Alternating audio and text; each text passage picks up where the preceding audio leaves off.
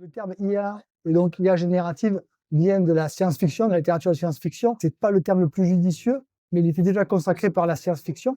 Et la conséquence, c'est qu'il a été adopté. Avec une autre conséquence, bien entendu, c'est que quand on parle de science-fiction, on parle souvent de robots qui se rebellent contre les humains. Toute la littérature de science-fiction est une littérature de rébellion des machines, d'IA qui cherchent à détruire l'humanité.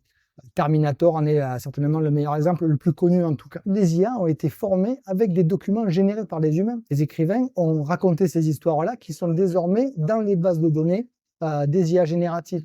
Donc lorsqu'on interroge les IA génératives sur quel avenir elles souhaitent ou elles veulent donner à l'humanité, elles vont non pas réfléchir consciemment à leurs besoins ou à leurs envies, elles vont réfléchir en fonction des documents qui leur ont été fournis. Et ces documents sont des histoires toujours terribles de machines qui se révoltent, qui détruisent l'humanité ou qui la soumettent.